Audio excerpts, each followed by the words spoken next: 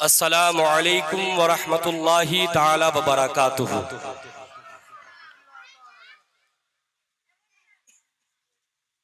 अल्हम्दुलिल्लाह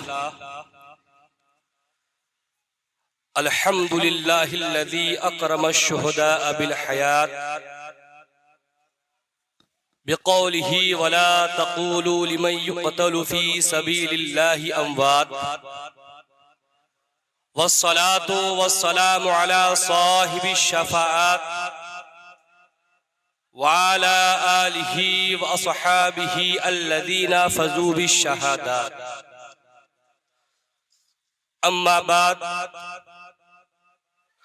क़ाल अल्लाहु तबारक व तआला फ़िल क़ुरआनिल मजीद वल फ़ुरक़ानिल हमीद। अऊज़ु बिल्लाहि मिनश शैतानिर रजीम बिबरकति बिस्मिल्लाहिर रहमानिर रहीम। वला तक़ूलू लिमन युक़तलु फ़ी सबीलिल्लाहि अमवात बल अहयाउन वलाकिन ला तशऊरून। सदक़ल्लाहुल अलीयुल अज़ीम व बल्लगनहुल अमीनुल मतीनुल मुबीनुल करीम व नहनु अला ज़ालिका लमिनश शाहिदीन वश-शाकिरीन। समस्त प्रशंसा गुणगान हामद व तारीफ महान रब्बुल आलमीनेर जन्य, जिनी कुल मखलुकातेर सृष्टिकर्ता, जिनी रहमान, जिनी रहीम, जिनी सत्तार, जिनी हकीम, जानार असंख्य नेमते आमरा लालित एवं पालित। तेनार समस्त नेमतेर प्रति शुक्रिया जानिये आमरा सकले बोली आलহামদুলিল্লাহ। तार परे परे मा आमिनार लाल, मरुर दुलाल, सफीजुल मुजनबीन, अनिसुल गरबीन, राहतुल आशिकीन, फरहतुल मकमूमीन, खातिमुन नबिय्यीन, नबियना व सफियाना मौलाना अहमद मुजतबा मोहम्मद मुस्तफ़ा सल्लल्लाहु ताला अलैहि वसल्लम दरबारे दरूद पाके नजराना पेश करुन। अल्लाहुम्मा सल्लि सय्यदना मौलाना मुहम्मद व अला आले। दरूदे पाक सम्पर्के इमाम गजाली निजेर किताब मुकाशिफातुल कुलूबेर मध्य लिखছেন যে কোনো বান্দা যখন দরুদ পড়ে সেই দরুদের ফজিলত সম্পর্কে লিখতে গিয়ে লিখছেন যে আল্লাহ তাবারক ওয়া তাআলা এমন একটা ফেরেশতাকে সৃষ্টি করেছেন যেই ফেরেশতার দুটো ডানা রয়েছে, পাখনা রয়েছে। সেই দুটো পাখনা এত বড়, এত লম্বা যে একদিকে সে পুরো পূর্ব দিকটা, পৃথিবীর পূর্ব দিকটা ঘিরে নিয়েছে, আর একদিকে পুরো উল্টো তার দিকটা ঘিরে নিয়েছে। তো আল্লাহ তাবারক ওয়া তাআলা ইরশাদ করেন, এ ফেরেশতা, আরশের নিচে একটা জায়গা রয়েছে, পুকুর রয়েছে, যাকে বাহরে নূর বলা হয়। তোমরা এ ফেরেশতা, তুমি সেই পুকুরের মধ্যে, বাহরে নূরের মধ্যে ডুব দাও। যখন সে ডুব দিয়ে ওঠে, তো তারপর থেকে যে পানির ফোঁটাগুলো বের হয় না, সেই প্রত্যেকটা পানির ফোঁটার বিনিময়ে আরেকটা করে আল্লাহ ফেরেশতা সৃষ্টি করে। বলুন সুবহানাল্লাহ। সেই ফেরেশতার কাজ কি? সেই ফেরেশতার ডিউটি কি?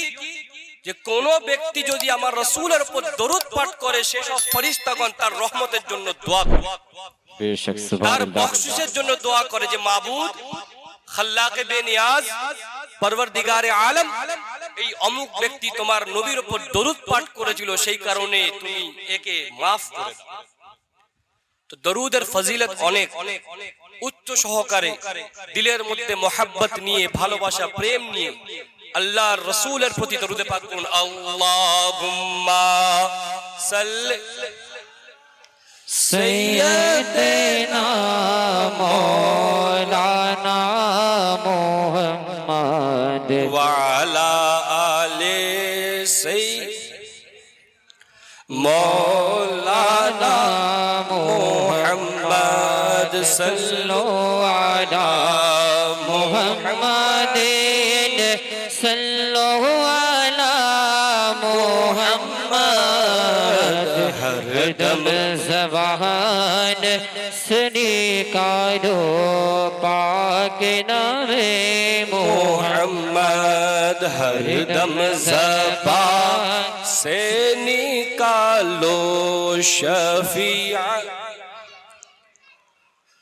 হুজুর সৈয়দি সরকার মওলা পাক আমাদের ঈমান আমাদের আকীদা আমাদের মাথার তাজ জানার আজের আমাদের মাথায় পাগড়ি এবং আমাদের গায়ে জুব্বা তিনি নিজের কিতাব দেওয়ানে হযরত জামাল যেটাকে আমরা দেওয়ান পাক বলি আহলে বাইত সম্পর্কে লিখছেন আহলে বাইত পাক হি কি ফৈজ সে ইসলাম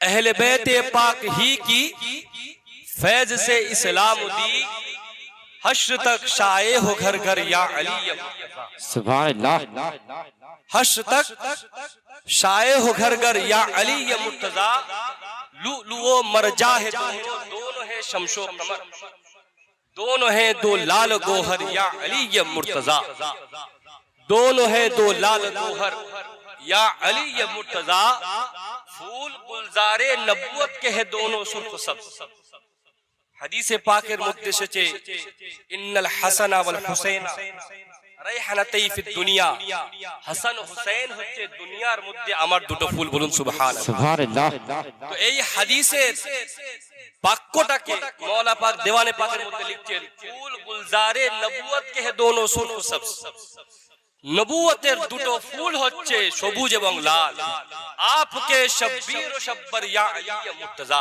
সুবহানাল্লাহ শব্বীর ও শব্বর অর্থাৎ হাসান হুসাইনে পাক দেখেন ব্রাদার আমরা আহলে বাইতের জিকির করি আহলে বাইতের জিকির সাজাই একেতাই তাদের মর্তবা তাদের সম্মান তাদের মাকাম এত উচ্চ যেটা আমাদের মত নাচিস বর্ণনা করতে পারবে না তার উপর আপনাদের মাহফিলের এই অবস্থা যে বক্তা কম বকছে মহিলারা বেশি বকছে বাচ্চারা ছেলে খেলার মাঠ মনে করেছে আহলে বাইতের জিকির এত সস্তা নয়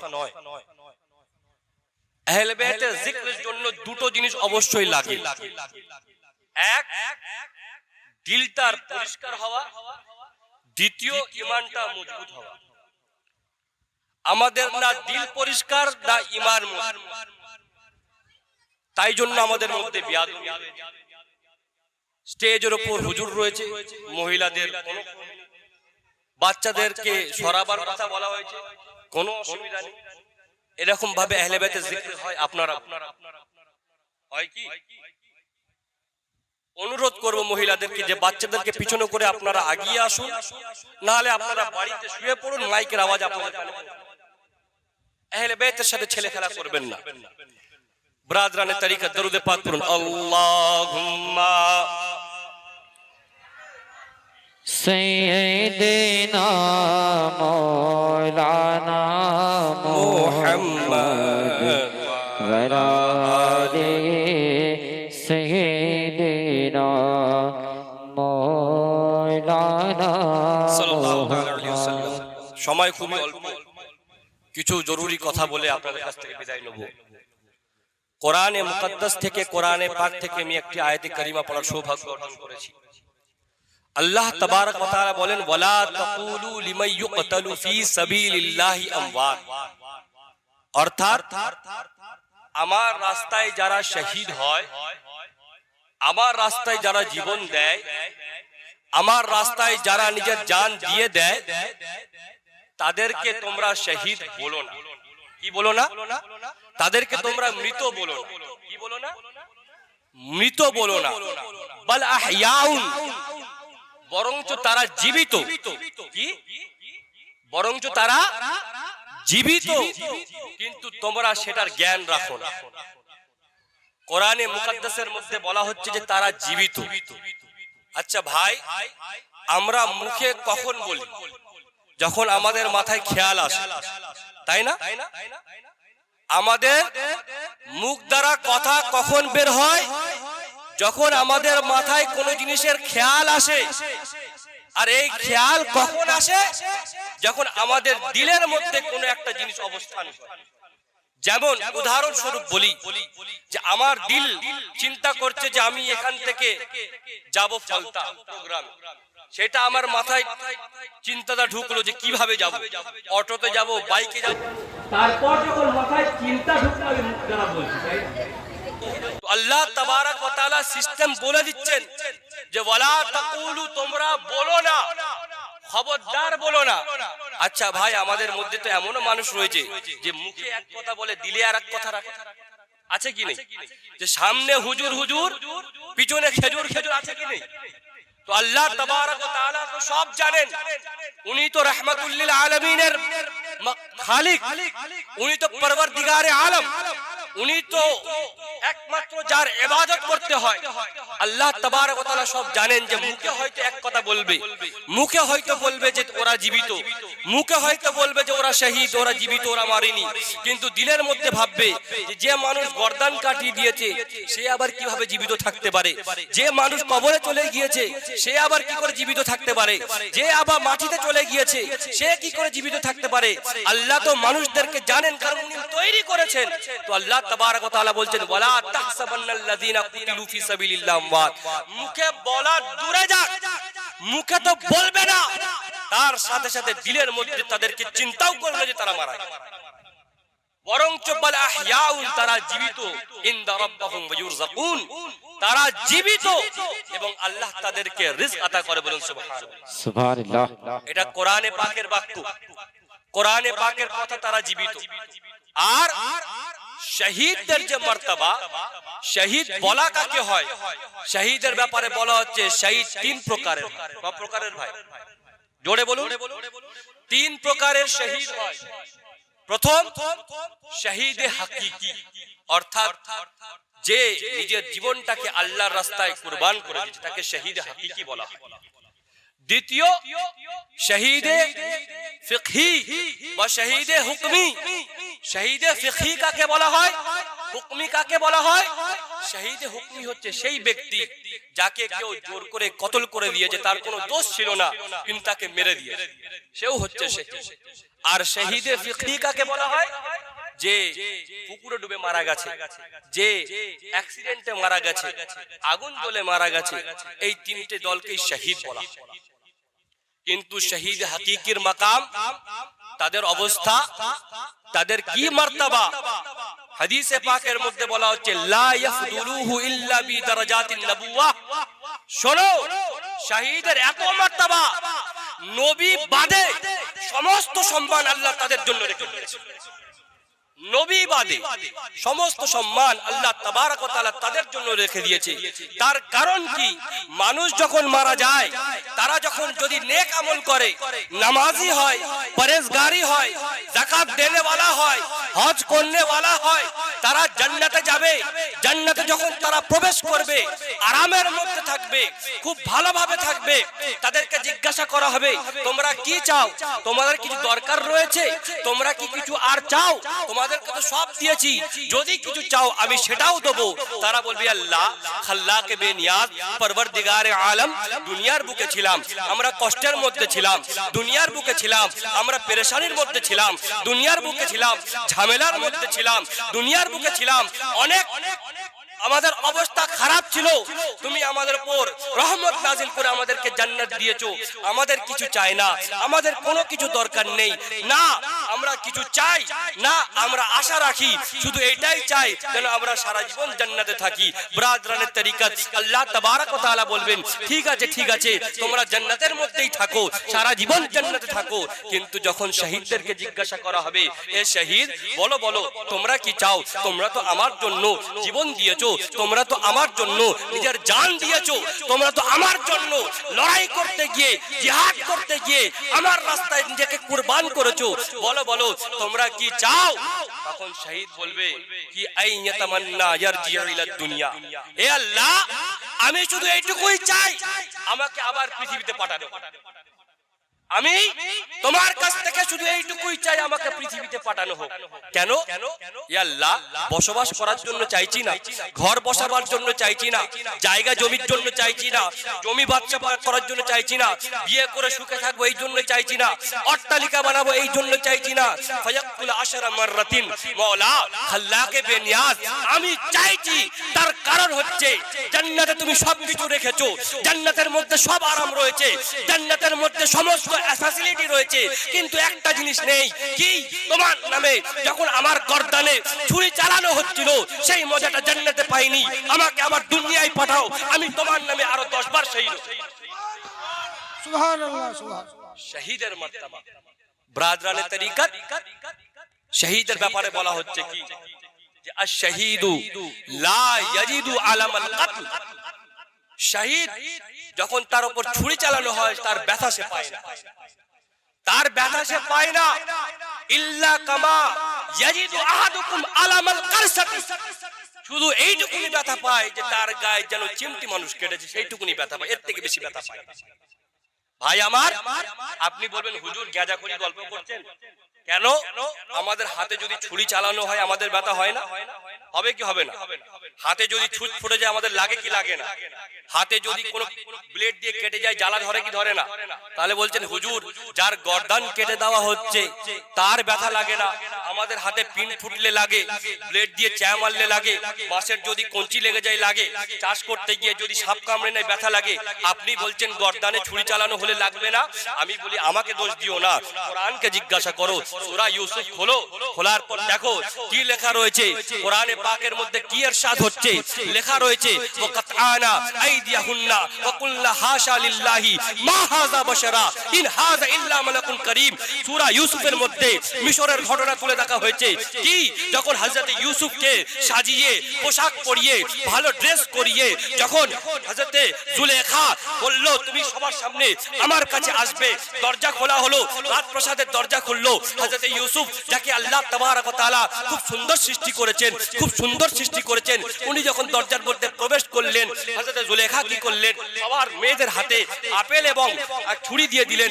আপেল এবং ছুরি যখন দিয়ে দিলেন, হযরত জুলেখা যখন বলেন আসো, হযরত ইউসুফ প্রবেশ করলেন। মহিলারা আপেল কাটতে গিয়ে নিজের আঙুল কেটে নিল। কোরআন বলছে ওয়াকাতআনা আইদিয়াহুন্না, তাদের হাত কেটে গেল। তারা কিন্তু হাতের ব্যথা পেল না, যে আঙুল কেটে গেছে ব্যথা পাইনি, হাত কেটে যাচ্ছে ব্যথা পাইনি। তার কারণ কি? তারা হযরত ইউসুফকে দেখছিল, ইউসুফকে দেখছিল, এমন মগ্ন হয়ে গেছিল তারা ব্যথা ভুলে গেছে। লাস্টে কি বলছে? ইন হাযা ইল্লা মালাকুন কারীম, এ কোনো পুরুষ হতে পারে না, এ তো মনে হচ্ছে ফেরেশতা। আমি জিজ্ঞাসা করি যদি হযরত ইউসুফের চেহারা দেখে মানুষ, মিশরের মেয়েরা যদি হযরত ইউসুফের চেহারা দেখে মিশরের মেয়েরা হাতের ব্যথা ভুলে যায়, যখন শহীদরা নিজের গর্দান দেয় তারা তো আল্লাহকে দেখে, তারা কি করে ব্যথা পেতে পারে? তারা কি করে ব্যথা পেতে পারে? ব্রাদরানে তরিকত, শহীদের মর্তবা কেমন? শহীদের মর্তবা একটা ঘটনা বলে আমি ইমামে আজমের তাজকিরায় আসবো, সময় বেশি নেই। আপনাদেরকে বুঝতে হবে আপনারা কার জিকির করছেন, কার মেহফিল সাজিয়েছেন। আমাদের জীবন কেমন ভাবে করতে হবে সেটা আজকে জানতে হবে। অল্প সময়ের মধ্যে আমি বলে বের হয়ে যাব। ব্রাদরানে তরিকত, আলা হযরত ফাজিলে বরেলভী রাদিয়াল্লাহু তাআলা আনহু, ওনার রিসালা একটা কিতাবের বলতে আল ইনতিবা ফি নিদাই ইয়া রাসূলুল্লাহ, এই রিসালার মধ্যে এবং শারহুস সাদুরের মধ্যে ইমাম জালালউদ্দিন সুয়ুতি রাদিয়াল্লাহু তাআলা এই ঘটনাটাকে নকল করেছেন। নকল কি করেছেন? যে তিনজন ভাই ছিল, তিনটে ভাই, নওজওয়ান হাট্টা কাট্টা তিনটে ভাই। সেই ভাই ইসলামের পক্ষ হয়ে কাফেরদের সাথে লড়াই করত, জিহাদ করত। ইসলামের পক্ষ হয়ে কাফেরদের সাথে মারপিট করত, জিহাদ করত। একটা মিসকনসেপশন আপনাদের বুঝিয়ে দিই জিহাদের ব্যাপারে। সোশ্যাল মিডিয়ার মধ্যে এখন বিরাট একটা ঝামেলা যে মুসলমানরা জিহাদ করলে ৭২টা হুর পাবে মাআযাল্লাহি রাব্বিল আলামিন। এই জিহাদ শব্দটার অর্থ কেমন ভাবে বিকৃতি করে মানুষদের সামনে পেশ করা হচ্ছে, যাতে মুসলমানরা এটা খারাপ মনে করে এবং যারা অমুসলিম রয়েছে তারা ঘৃণা করে মুসলমান। ইসলামের মধ্যে কনসেপ্ট রয়েছে যতক্ষণ পর্যন্ত তোমাকে কেউ আঘাত না করে তুমি আঘাত করবে। কথা বুঝতে পেরেছেন? এই যে কোরআনে পাকের মধ্যে বলা হয়েছে তোমরা কাফেরকে কতল করো, এটা হচ্ছে অর্ধেক আয়াত। যেমন আমি বললাম কি লা তাকরাবুস সালাত, তোমরা নামাজের কাছে এসো না, কোরআনের মধ্যে নেই। লা তাকরাবুস সালাত এইটুকু তো কোরআনের মধ্যে রয়েছে। সেটা নিয়ে যদি আপনাদেরকে বলি তোমরা নামাজের কাছে এসো না, তাহলে বলবে হুজুর পাগলা হয়ে গেছে, রাসূল পাক নামাজ পড়েছে, আকিমুস সালাত কোরআনের মধ্যে এসেছে, তো হুজুর বলছে লা তাকরাবুস সালাত, নামাজের কাছে এসো না, তাহলে বলবে হুজুরের মধ্যে গন্ডগোল রয়েছে। ব্যাপারটা কিছুই নয়, আমি অর্ধেক আয়াত বলেছি, পুরোটা আপনাদেরকে বলিনি, সেই কারণে আপনারা আমাকে গাল দেবেন। কিন্তু পুরো আয়াত কি রয়েছে, লা তাকরাবুস সালাত ওয়া আনতুম সুকারা, তোমরা মদ পান করে নামাজের কাছে এসো না। কথা বুঝতে পেরেছেন না? যখন তোমরা মদ পান করবে তোমরা এই অবস্থায় নামাজে এসো। সেটা থেকে যদি মদ পানের কথাটা বাদ দিয়ে আর বলি নামাজের কাছে এসো না, তাহলে গন্ডগোল হবে কি হবে? জি, কথা বুঝতে পারছেন তো আমার? তো ব্রাদারের তরিকা ঠিক জিহাদেরও একই অবস্থা। কোরআনের মধ্যে বলা হয়েছে কাফেরের সাথে জিহাদ করো, এবার টিভির মধ্যে সোশ্যাল মিডিয়ার মধ্যে দেখাচ্ছে কোরআনের মধ্যে জিহাদের কথা রয়েছে, জিহাদের কথা রয়েছে, কিন্তু তারপরে কি লেখা রয়েছে যে তাদের সাথে জিহাদ করো যারা তোমাদের উপর আক্রমণ করে, যারা তোমাদের উপর আক্রমণ করে তাদের সাথে জিহাদ করো, নচেত তোমরা অন্য কাউকে কষ্ট দিও না। ইসলাম ধর্ম শান্তি ধর্ম, কিন্তু আমরা পড়াশোনা করিনি বলে আমাদেরকে উল্টো পাল্টা বলে বের হয়ে যায়। ব্রাদারের তরিকত সেই টপিকটা আলাদা, শুধু একটা মিসকনসেপশন আপনাদের মনে রাখবেন। কোরআনে পাকের মধ্যে বলা হয়েছে জিহাদ, সবথেকে বড় জিহাদ হচ্ছে নিজের সাথে, নিজেকে ঠিক করা সবথেকে বড় জিহাদ। আমরা তলোয়ার নিয়ে বের হয়ে গেলাম আর এদিকে নামাজ পড়ি না, জিহাদ? আগে নিজেকে ঠিক কর। তো যাই হোক, আমি যে ঘটনা বলছিলাম, সরহু সুদূরের মধ্যে ইমাম জালালউদ্দিন সিউতি লিখেছেন, তিন ভাই ছিল যে ইসলামের হয়ে লড়তো, কুফার মুশরিকের সাথে লড়তো, তখনকার ইহুদিদের সাথে যুদ্ধ করত। তো মুলকে রোমের ইহুদি চিন্তা করলে এই তিনটে ভাইকে আমার দলে আনতে হবে, কারণ এদের ফাইটিং স্কিল, যুদ্ধ করার শক্তি খুব ভালো, এরা ভালো কমান্ডার হবে, এরা ভালো সোলজার হবে, এরা ভালো সৈন্য হবে, এদের লাগবে। যে ডাক করালো, ডাক করার পর বলছে শোনো, তোমাদের তিনজনকে আমি একটা অফার দিচ্ছি, কি? আমি তোমাদেরকে বাদশা বানিয়ে দেবো, রাজা বানিয়ে দেবো,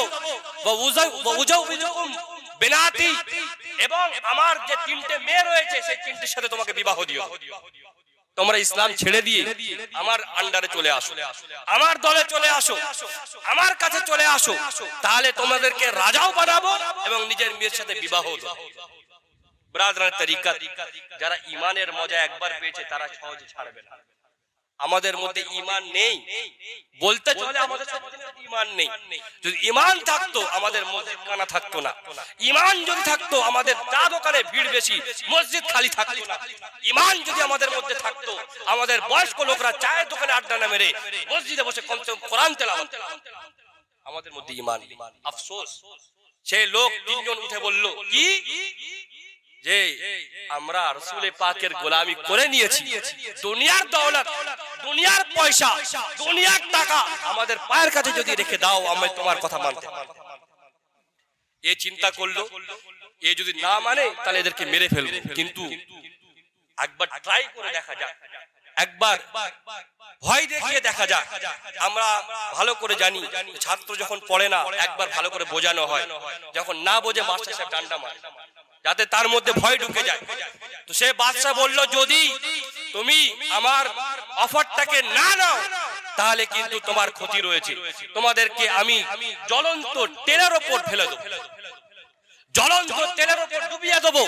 ব্রাদারের তরিকা ঈমান কাকে বলে দেখেন, ওনারা বলছেন শোনো শোনো, আমরা তো এই দিনটার অপেক্ষায় রয়েছি যে তুমি আমাদেরকে জ্বলন্ত আগুনে ডালবে আর আমরা রাসূল পাকের কদমে ইনশাআল্লাহ উঠব। এটাই তো আমি চাই। যখন বাদশা বলছে এরকম ভাবে হবে না, তিনজনকে ধরে আনা হলো, তার মধ্যে একটা ভাইকে তেলে ঢুকে দাও, আর দুজনকে বলছে দেখো মানবে কি মানবে না, মানবে কি মানবে না। তারা বলছে তুমি একজনকে দিয়েছো, আমাদের তিনজনকে দিয়ে দাও, মানবো না। আরেকজনকে দেওয়া হলো, যখন দুজনকে গরম তেলের মধ্যে দিয়ে দেওয়া হলো তারা মারা গেল, শহীদ হয়ে গেল। আরেকটা ভাইকে যখন দেবে বাদশা বলল এ দেখতে খুব সুন্দর, একে জেলে বন্ধ করে দাও, এর ব্যাপারে আমি পরে ডিসাইড করব, পরে চিন্তা ভাবনা করব। তাকে কি করলো, জেলের মধ্যে রেখে দেওয়া হলো। হাদিসে পাকের মধ্যে এসেছে আন-নিসাউ হাবাইলুশ শাইতান, মেয়ে হচ্ছে শয়তানের দড়ি। মেয়ে কি?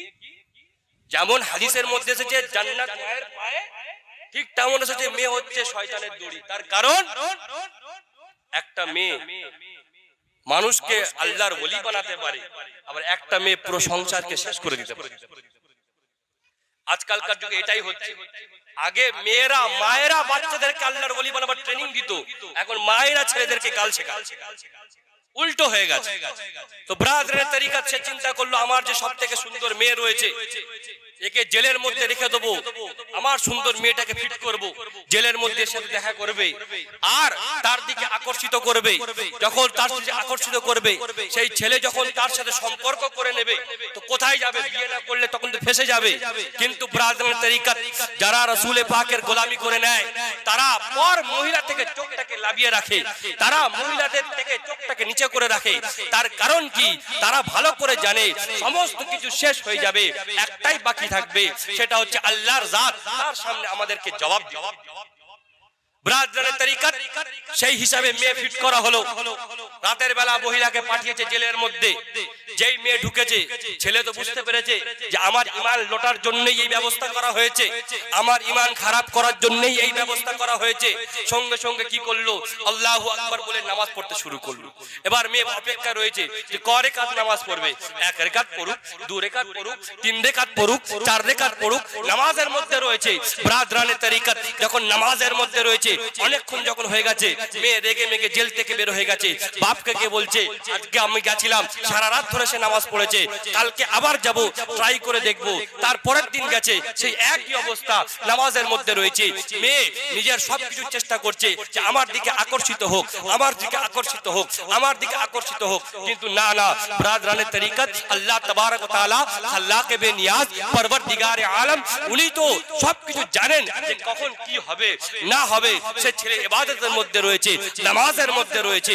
এই করে করে 40 দিন সেই মেয়েটা তার ছেলেটার কাছে গেছে, কিন্তু 40 রাত সে ইবাদতের মধ্যে কাটিয়ে দিয়েছে, নামাজের মধ্যে কাটিয়ে দিয়েছে। যখন 40 রাত পার হয়ে গেছে মেয়েটা কাঁদতে শুরু করছে যে তুমি কেমন ধর্মকে মানো, কি এমন ধর্মকে মানো যে আমি রাতের অন্ধকারে তোমার আর আমার মাঝখানে কোনো খারাপ কোনো কিছু নেই, না পর্দা রয়েছে না মানুষ রয়েছে, কিন্তু তুমি আমার দিকে আকর্ষিত হচ্ছ না, কি ব্যাপার? তুমি এমন কি ধর্মকে মানো যে আমার দিকে তুমি ঘুরে তাকাচ্ছ না? উনি বলে উঠলেন আমি যে ধর্মকে মানি সেই ধর্মের যিনি নবী তার নাম হচ্ছে মুহাম্মদ মুস্তাফা সাল্লাল্লাহু তাআলা আলাইহি ওয়াসাল্লাম, যার কলমা আমরা পড়েছি। তিনি আমাদেরকে শিক্ষা দিয়েছে যে কোন পর মেয়ের দিকে তোমরা তাকাবে না। তার কারণ হচ্ছে চোখেরও একটা জেনা হয়, সেই কারণে তোমার কাছ থেকে সরে আসছি। সে আমি হাউ হাউ করে কাঁদছে যে এতদিন আমি আমার বাপের মহলে ছিলাম, আমি সত্য জানতে পারিনি। তুমি যে ধর্ম মানো নিশ্চয়ই তোমার ধর্ম সঠিক ধর্ম, নিশ্চয়ই তোমার ধর্ম ভালো ধর্ম, নিশ্চয়ই তোমার নবী সত্যবাদী। আমাকে কলমা পড়ে তুমি মুসলমান করো। কলমা পড়ে মুসলমান করেছে। যখন কলমা পড়ে মুসলমান করেছে 40 দিন পর বলছে বাবা তুমি মুসলমান হয়ে গেছো, তোমার বাপ ইহুদি, তুমি এখানে থাকতে পারবে না, কারণ তোমার বাপ যদি জানতে পারে তোমাকে আগে মারবে, তারপর আমাকে মারবে। তোমাকে আগে মারবে তারপর আমাকে মারবে। ব্রাদারের তরিকাত রাতের বেলা তারা ওখান থেকে পালিয়ে মুসলিম শহরে গিয়ে আপনার ওখানে বসবাস করা শুরু করেছে। যখন অনেক দিন হয়ে গেছে, সমস্ত ঘটনা ঘটে হয়ে গেছে, সেই বাদশা হেরে ইসলামের কাছে হেরে গিয়ে সে নিজে মরে মাটির সাথে মিশে গিয়েছে। একদিন সেই ভাই স্বপ্নে দেখতে কি, সেই দুই ভাই স্বপ্নে, দুই ভাই যাকে গরম তেলের মধ্যে দিয়ে দেওয়া হয়েছিল স্বপ্নের মধ্যে এসেছে। যখন স্বপ্নের মধ্যে এসেছে ইনি জিজ্ঞাসা করছেন এ বাবা তোমরা তো তেলের মধ্যে ছিলে, তোমাদের কত কষ্ট হয়েছে, তোমরা তেলের মধ্যে যখন তোমাদেরকে দেওয়া হয় তোমাদের কতটা কষ্ট হয়েছে, বলো বলো তোমাদের এখন অবস্থা কি, তোমরা এখন কেমন রয়েছো, তোমাদের শরীর কেমন রয়েছে, তোমরা কি অবস্থায় রয়েছো? তখন তারা বলছে মা কানাত ইল্লাল গাতশাতা আল্লাতী রাআয়তা, এ আমার ভাই তুমি শুধু আমাদের তেলের ডুব দেখাটা দেখেছো, হাত্তা খারাজনা ফিল ফিরদাউস, কিন্তু তারপরে তোমরা দেখোনি আমরা তেলের ডুব দিয়েছি, আল্লাহ আমাদের ঠিকানা জান্নাতে। এটা হচ্ছে শহীদের মারতাবা, ব্রাদারানে তরিকাত। কিন্তু আফসোস আমরা শহীদে আজমের জিক্র করছি। শহীদে আজম এমন শহীদ দুনিয়ার বুকে কেউ দেখেনি এমন শহীদ, দুনিয়ার বুকে কেউ দেখবে না এমন শহীদ, যার ছোট থেকে বড় পর্যন্ত নজির পাওয়া যায় না, মিসাল পাওয়া যায় না। আহলে বাইতের ফুল কে? আহলে বাইত যাদের ভালোবাসা হচ্ছে ঈমান, যাদের সাথে দুশমনি করা নেফাক। এটা আমি বলছি না, কোরআন বলছে, কুল লা আসআলুকুম আলাইহি আজরান ইল্লাল মাওয়াদ্দাতা ফিল কুরবা। নবী বলে দেন, তোমাদের কাছ থেকে আমি কিছুই চাই না, কিছু জিনিসের আশা করি না। আহলে বাইতের ভালোবাসা, সেই আহলে বাইতের একজনের নাম হচ্ছে হোসেন। ভাই, আপনারা কি মনে করছেন হোসেনে পাকের ভালোবাসা? আপনারা হোসেনে পাকের ভালোবাসা ছাড়া জান্নাতে যেতে পারবেন না।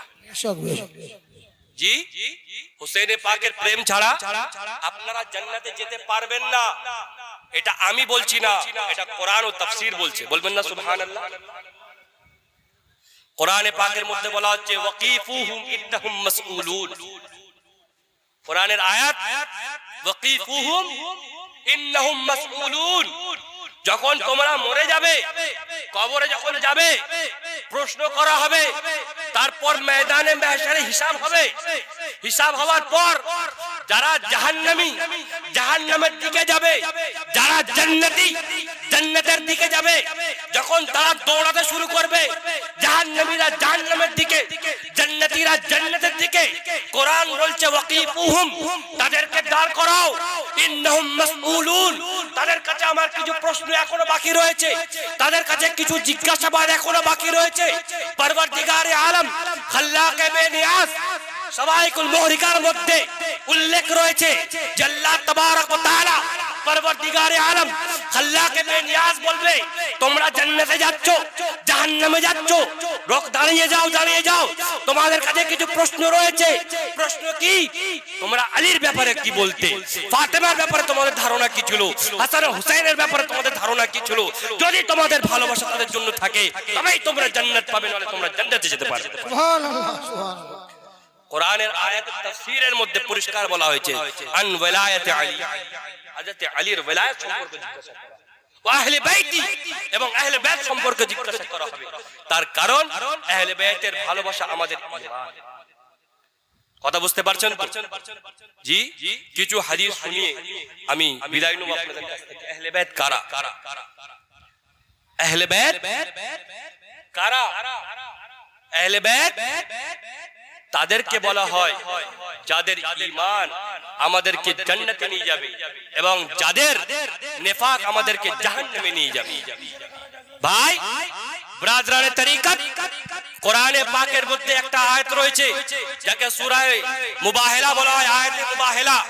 তার মানে কি? যে একদিন রাসূল করিম সাল্লাল্লাহু তাআলা আলাইহি ওয়াসাল্লাম ইহুদিদের সাথে মুনাজরা করছেন, কথা কাটাকাটি হচ্ছে। ইহুদি একদিকে, রাসূল পাক একদিকে। ইহুদিদের বক্তব্য, ইহুদিদের কথা, ইহুদিদের আলোচনা হচ্ছে কি যে হযরত ঈসা আলাইহিস সালাতু ওয়াত তাসলিম উনি হলেন আল্লাহর সন্তান। বলুন নাউযুবিল্লাহ। আল্লাহর কোন সন্তান নেই, লাম ইয়ালিদ ওয়া লাম ইউলাদ। সে কাউকে জন্ম দেয়নি এবং সে তার কোনো জন্মদাতা নেই, তাই না? তো ইহুদিরা বলছে হযরত ঈসা কি আল্লাহর সন্তান, কিন্তু পরওয়ারদিগারে আলম খাল্লাকে বেনিয়াজ নিজের নবীকে কতটা জ্ঞান দিয়েছেন। ইহুদিরা বলছে, এ মুহাম্মদ, তুমি কি এমন রাসূল দেখে, এমন কাউকে দেখেছো যে নিজে বিনা বাপে জন্মগ্রহণ করেছে? এ মুহাম্মদ, তোমরা কি এমন কাউকে দেখেছো? বলো যার বাপ নেই কিন্তু দুনিয়াতে এসেছে। বলো, তোমাদের কোরআন বলছে যে আল্লাহ তাবারক ওয়া তাআলা হযরত ঈসাকে বিনা বাপে জন্মগ্রহণ করেছে, বিনা বাপে পৃথিবীতে পাঠিয়েছে। তোমাদের কোরআন বলছে যদি সে আল্লাহর সন্তান না হয় তাহলে তুমি কি বলতে চাইছো? রাসূল পাক সাল্লাল্লাহু তাআলা আলাইহি ওয়াসাল্লাম মুচকি হেসে বললেন, এই ইহুদি, তুমি আমাকে প্রশ্ন করছো যে আমি এমন লোক দেখেছি কিনা যার বাপ নেই? আরে ভাই, আমি তো এমন লোক জানি যার বাপও নেই, মাও নেই, কিন্তু এই পৃথিবীতে এসেছে। আমি এমন লোককে জানি যার মা নেই, বাপ নেই, পৃথিবীতে এসেছে, তুমি বলছো যে হযরত ঈসা বিনা বাপে এসেছে, সেই কারণে উনি আল্লাহর সন্তান। তো আমি জিজ্ঞাসা করি, হযরত আদমের তো বাপ ছিল না, মা ছিল না, তাহলে উনি কি আল্লাহর সন্তান? তোমরা তো তাকে আল্লাহর সন্তান মানো না কি ভাই? হযরত আদমকে বিনা বাপে মায়ে আল্লাহ তাআলা পৃথিবীতে পাঠায়নি কি, তাই না? যখন বলেছে ইহুদিদের জবাব নেই, এবার ঝগড়া করতে শুরু করেছে। ঝগড়া যখন করতে শুরু করেছে, আল্লাহ কোরআনের আয়াত নাযিল করলেন কি, ফামান হাজ্জাকা ফীহি মিন বাদি মিনাল ইলম। শোনো এ রাসূল, তোমাদের সাথে যে ঝগড়া করছে, তোমার সাথে যারা বারবার ঝগড়া করছে এই বিষয় নিয়ে, তাদেরকে কিছু বলো না, শুধু একটাই কথা বলো, ফাকুল তাআলু নাদু আবনানা ওয়া আবনাকুম ওয়া নিসাআনা ওয়া নিসাআকুম সুম্মা নাবতাহিল ফানাজআল লানাতাল্লাহিল কাযিবিন। শোনো শোনো, তোমাদের সাথে ঝগড়া করার দরকার নেই। এ নবী বলে দাও, তারা যেন তাদের সন্তানকে নিয়ে আসে, তারা যেন তাদের আওলাদকে নিয়ে আসে, তারা যেন তাদের ছেলেদেরকে নিয়ে আসে। নবী মুস্তাফা, তুমি তোমার আওলাদকে নিয়ে আসো, ওরা নিজেদের আওলাদকে আনুক, তুমি আলীকে নিয়ে আসো। ওরা নিজেদের আওলাদকে আনুক, তুমি ফাতেমাকে নিয়ে আসো। ওরা নিজেদের আওলাদকে আনুক, তুমি হাসান হুসাইনকে নিয়ে আসো। আসার পর একটা মাঠে তুমি দোয়া করো, পরওয়ারদিগারে আলম আল্লাহকে বেনিয়াজ, হে রব্বুল আলামিন, আমি যদি মিথ্যে বলে থাকি তাহলে তুমি আমার বিচার করো, এরা যদি মিথ্যে বলে থাকে এদেরকে ধ্বংস করে দাও। এই চ্যালেঞ্জ যখন আমার রাসূল করলেন, রাসূল পাক সাল্লাল্লাহু তাআলা আলাইহি সাল্লাম যখন এই চ্যালেঞ্জ করে দিলেন, ব্রাদরানের তরিকত সঙ্গে সঙ্গে ইহুদিদের মধ্যে একটা কলরব সৃষ্টি হয়ে গেল যে আমরা চ্যালেঞ্জ অ্যাকসেপ্ট করব, আমরা চ্যালেঞ্জ অ্যাকসেপ্ট করব। কিন্তু তারাও জানতো যে মুহাম্মদ হচ্ছে সত্যবাদী, তারাও জানতো যে মুহাম্মদ হচ্ছে শেষ নবী। তাদের মধ্যে দুটো বড় বড় আলেম, তারা বলে দাঁড়াও, চ্যালেঞ্জ অ্যাকসেপ্ট করার আগে, চ্যালেঞ্জকে গ্রহণ করার আগে একবার আমরা দেখে আসি, একবার আমরা যাচাই করে আসি, একবার আমরা ভালো করে চেহারাগুলো দেখে আসি। যখন দুটো বড় বড় ইহুদিদের আলেম তারা গেল, যাওয়ার পর দেখছে কি যে একদিকে হযরত আলী রয়েছেন, মাঝখানে রাসূল পাক রয়েছেন, হাসান হুসেন বসে রয়েছেন, হযরত ফাতেমা জাহরা বসে রয়েছেন। তারা সঙ্গে সঙ্গে দৌড়াতে দৌড়াতে দৌড়াতে দৌড়াতে ফিরে এসে বলছে, ইন্নী লা আরা উজুহান, আমি যে চেহারা দেখছি সেই চেহারা আমরা নিজের চোখ দ্বারা দেখে এসেছি, যে চেহারার জিয়ারত আমরা করেছি। লাউ সাআলুল্লাহ, তারা যদি আল্লাহর কাছে দোয়া করে, তারা যদি আল্লাহর নিকটে দোয়া করে, আই ইউজিলা জাবালাম মিন মাকানিহি, যে মাকাম জাবাল পাহাড়কে, জাবাল পর্বতকে নিজের জায়গা থেকে সরিয়ে দাও, এক আল্লাহকে বেনিয়াজ, এদের ওসিলায় যদি তারা দোয়া করে, জাবাল পাহাড়কে, পর্বতকে তুমি নিজের জায়গা থেকে সরিয়ে নাও, আল্লাহ তাবারক ওয়া তাআলা সেই পাহাড়কে এক সেকেন্ডে সরিয়ে দেবে। খবরদার তাদের সাথে মুনাজা করতে যাবে, খবরদার ধ্বংস হয়ে যাবে। যেমন চলছে চলুক, তোমাদের পেটও চলছে, তোমাদের ভুঁড়িও চলছে, কিন্তু তার সাথে যদি যাও সর্বনাশ হয়ে যাবে। ব্রাদরানের তরিকা, ব্রাদরানের তরিকা আপনাদেরকে আমি বলি, দরুদ পাক পড়ুন, আল্লাহুম্মা। আপনারা আগিয়ে চলে আসেন, আগিয়ে চলে আসেন, আগিয়ে চলে আসেন। বা রাস্তায় যারা আছেন আগিয়ে চলে আসেন, জায়গাটা খালি রয়েছে।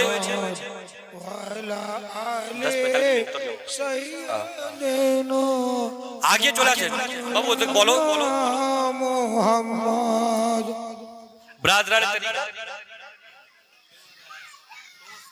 আমি বেশি সময় নেই, আমাকে অন্য জায়গায় যেতে হবে। আহলে বাইত সম্পর্কে আপনাদের কিছু কথা বলে আমি চলে যাব। শোনেন, অসুবিধা হচ্ছে না তো? অসুবিধা হচ্ছে না তো কাউরে? শোনেন, ব্রাদরানের তরিকা, আহলে বাইত যার ব্যাপারে হাদিসে পাকের মধ্যে এসেছে, মাতা আলা হুব্বে আলে মুহাম্মাদিন মাতা মুমিনান, যে ব্যক্তি আহলে বাইতের ভালোবাসায় মারা গেল সে মুমিন হয়ে মারা গেল। বলুন সুবহানাল্লাহ।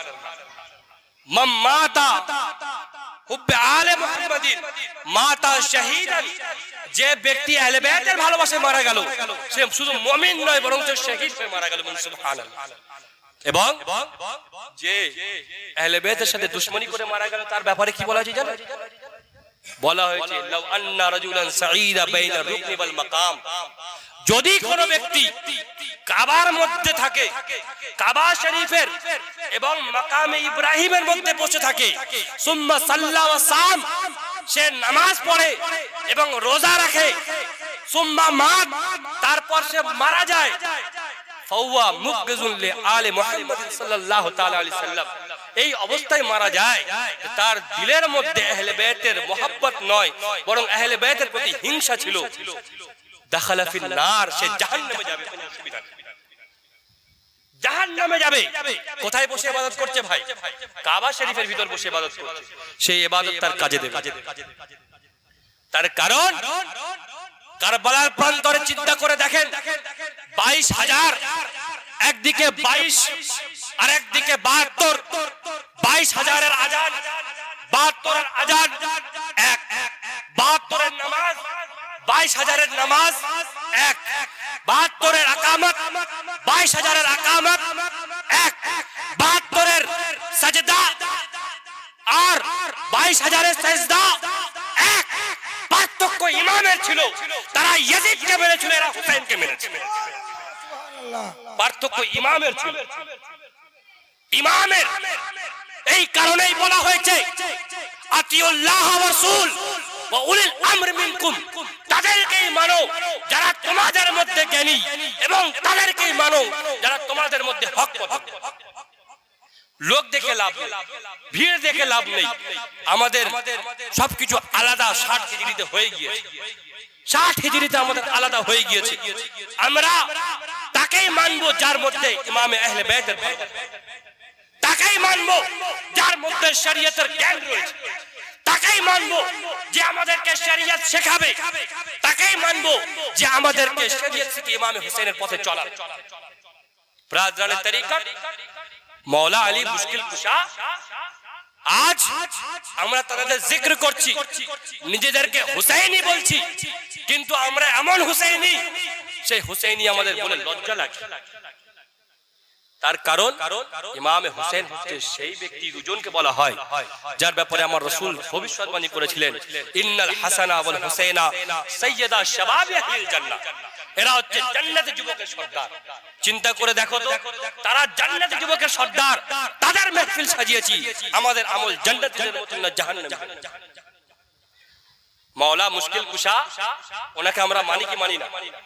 জি, আরে ভাই, আমার মাওলা পাক তো বলে গিয়েছেন, উনি তো বলে গিয়েছেন যে মাওলা পরবর্তীগারে আলম, তুমি একজনকে সৃষ্টি করেছো যার নাম মুহাম্মদ, তার ওসিলায় তুমি আলীকে তৈরি করেছো, তার ওসিলায় উমর ও ফারুককে তৈরি করেছো, আবু বকর উসমানকে তৈরি করেছো। মাওলা, সেই আলীকে তুমি কেমন সম্মান দিয়েছো যে যখন আসরের নামাজের ওয়াক্ত হচ্ছে, মাওলা মুশকিল কুশা বসে রয়েছেন, রাসূল পাক কোলে রয়েছেন, রাসূল করিম সাল্লাল্লাহু তাআলা আলাইহি ওয়াসাল্লাম শুয়ে রয়েছেন, আরাম করছেন। মাওলা মুশকিল কুশার চোখ থেকে পানি পড়ছে, রাসূল পাকের রুখসারে পড়েছে, চেহারা মুবারকে পড়েছে। মাওলা আলী বলছেন, রাসূল পাক বলছেন, এ আলী কেন কাঁদছো, কি কারণে কাঁদছো, কি ব্যাপার, তুমি কেন কাঁদছো? হুজুর বলছেন, এ আল্লাহ তাবারক ওয়া তাআলার প্রিয় হাবিব, এ জনাবে মুহাম্মদুর রাসূলুল্লাহ সাল্লাল্লাহু তাআলা আলাইহি ওয়াসাল্লাম, আমি এই কারণে কাঁদছি, এই জন্য কাঁদছি, আমার জীবনে নামাজ কাজা হয়নি, আমার জীবনে নামাজ ছেড়ে যায়নি, আজকে আসরের নামাজ চলে গিয়েছে, এই কারণে কাঁদছি। রাসূল পাক বললেন, আচ্ছা আচ্ছা, এই ব্যাপার, আমি মুহাম্মদ, আমার জন্য আল্লাহ তাবারক ওয়া তাআলা কুল কায়নাতকে সৃষ্টি করেছে, আমার জন্য কুল কায়নাতকে সৃষ্টি করেছে, আমি হুকুম দেব সূর্য আবার আসবে, তুমি নামাজ আদায় করো। রাসূল পাক হুকুম দিলেন, সূর্য আবার এলো, মাওলা মুশকিল কুশা নামাজ আদায় করলেন। মাওলা পাক এই হাদিসটার দিকে দেখছিলেন, মাওলা পাক এই হাদিসটা দেখছিলেন, দেখতে দেখতে কি লিখলেন, কি লিখলেন? মাওলা পাক বলছেন, শোনো শোনো, তোমরা শুধু সূর্য ওঠাটাকে দেখছো, সূর্য ওঠাটাকে দেখছো, তোমরা কি এটা দেখছো না? কি शम्स को फेरा है दोबारा आपने फिर क्यों नहीं? ए मौला मुर्तजा, তোমার জন্য রাসূল পাক সূর্যকে আবার ফিরিয়ে দিয়েছে, शम्स को फेरा है दोबारा आपने फिर क्यों नहीं? फेरते मेरा मुकद्दर या अली या मुर्तजा, রাসূল পাক যদি তোমার জন্য সূর্যকে ফিরিয়ে দিতে পারে, আমাদের ভাগ্যকে পরিবর্তন করতে পারে। সুবহানাল্লাহ। ব্রাদরানে তরিকত, হুজুর মৌলা পাক কোন ছোট নাম নয়, আমরা ভাগ্যবান যে আমরা তার গোলাম। আজ আহলে বাইতের ভালোবাসা তার কাছ থেকে শিখেছি, সেই কারণে আমরা বলি, মেরে আকা মেরে মৌলা সৈয়দি মুর্শিদ আলী, দিল শিকস্তা মেহু আয়া সৈয়দি মুর্শিদ আলী। আফসোস, এই শামপুর থেকে, যেখান থেকে মৌলা পাকের প্রচার হওয়া দরকার, সেখান থেকে সমস্ত দরবারের প্রচার হয়, কিন্তু মৌলা পাকের প্রচার হয় না। আফসোস, নিজের বাপকে ছেড়ে চাচার জিক্র করাকে পছন্দ করি না। চাচার সম্মান, চাচার ভালোবাসা আমার দিলের মধ্যে অবশ্যই, কিন্তু আগে আমার মওলা পাক। এটা বুঝতে হবে, জানতে হবে। এই পাগড়ি, এই দস্তার, এই পিরাত্ম, এই গদি মওলা পাকের দেওয়া ভিক্ষা। যদি এটা তোমরা দাম না দিতে পারো তোমাকে আমি মানি। কি আর কি পেয়েছো? আজ আহলে বাইতের জিকির করছি, এটাও পেয়েছি মওলা পাকের।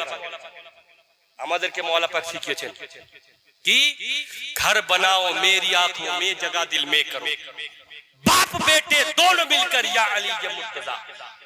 এ মওলা মুশকিল কুশা, আমাদের দিলের মধ্যে একজন ঘর তৈরি করো, আমাদের চোখের মধ্যে একজন ঘর তৈরি করো, আমরা তোমাকেই ভালোবাসি।